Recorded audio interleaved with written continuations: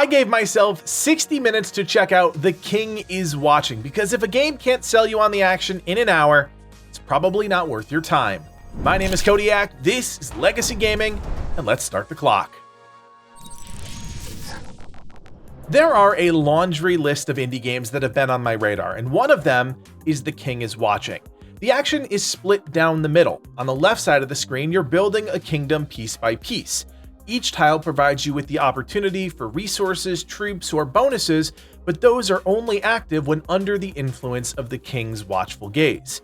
In most strategy games, you plunk down some buildings, sit back, and enjoy the resources that roll in. That's not the case in The King is Watching. Instead, there's another layer introduced. In order to claim the bonuses or resources of a tile, you have to actively monitor it. Before any upgrades, you can look at 3 tiles at a time in an L shape, but over the course of a round, you can spend resources to upgrade your vision. This introduces such a unique element into something that feels more or less familiar. You want wheat, build a farm. Need some wood, drop a tree. It's all so simple, but made incredibly complex by the fact that you actively need to manage your gaze. The other side of the game takes place on the right half of the screen. At set intervals throughout the game, waves of enemies will come and attack you. They start off small and weak, as you might expect, but more quickly than you might think, you're forced to deal with a dozen plus enemies, and if your own forces aren't ready to match them, you'll lose. The combat is mostly automated. As long as you field troops, they'll engage the enemy along the road, but the catch is you'll also have the opportunity to acquire and use spells, which I found to be incredibly powerful. Situations that I thought were untenable were instantly nullified by a powerful offensive spell. There are 3 pillars: your kingdom, your troops, and your spells, and I quickly found out that if one wasn't strong, the whole thing comes tumbling down. Now, to be clear, I am a sucker for these types of games. I wouldn't say it has a definitive genre, but it's technically in the larger bucket of an indie roguelite. While not available during my time with the game, there is clearly a persistent upgrade system that you can access between missions, and that is meant to help you push deeper into the game. There will also be additional kings available in the full version, but we didn't have access to either of those systems.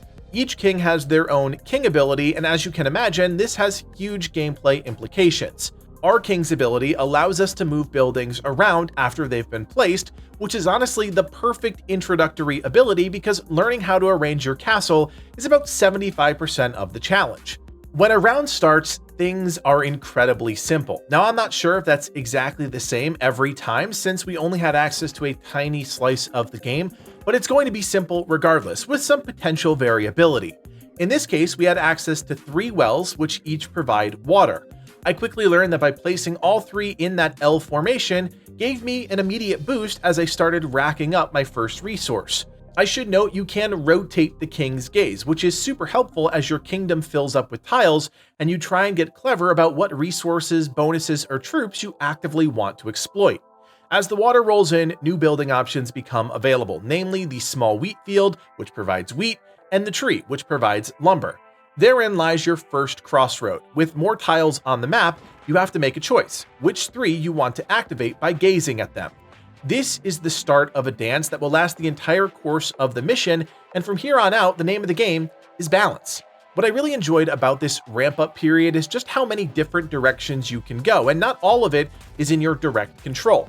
See, every time a wave of enemies is defeated, you'll receive some reward. This can include denarii, the game's currency, building schematics, spells, or even a prophecy.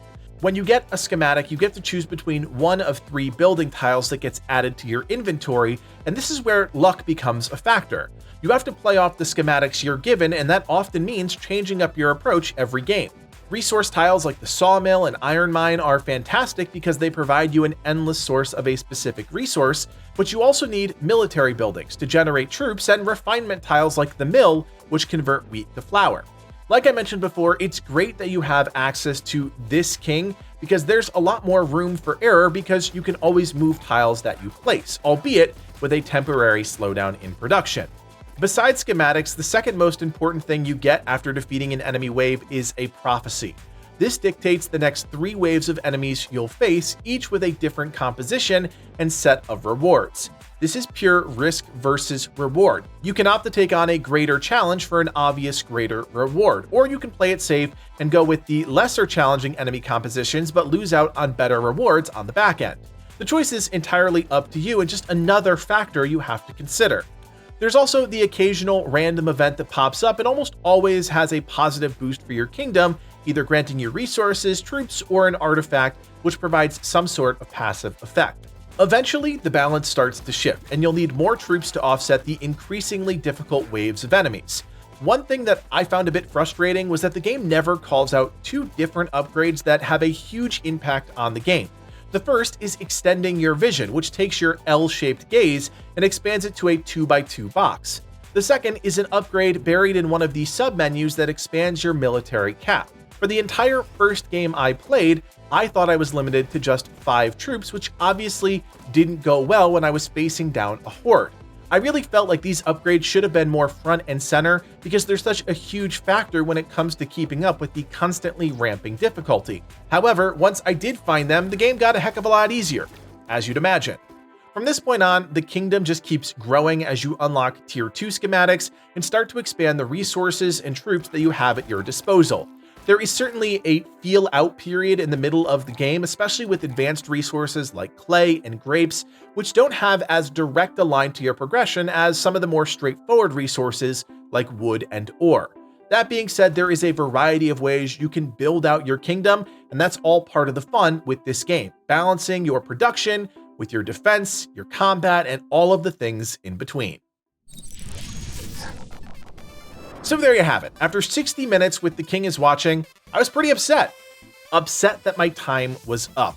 This game has a ton of promise, not only because it's built around a really interesting concept, but because you can actually see how the game will evolve with new buildings, troops, spells. Practically every system within the game can be expanded.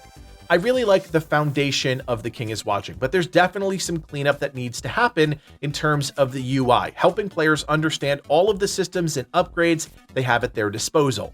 I think the game will also open up quite a bit once there are some more levels and building variety, which we see in some of the trailer footage and Steam images.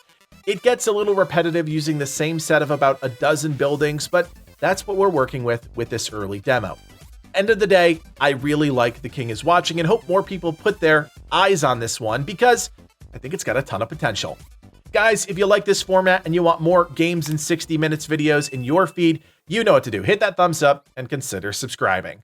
My name is Kodiak, and from everyone here at Legacy Gaming, thanks for watching and play on.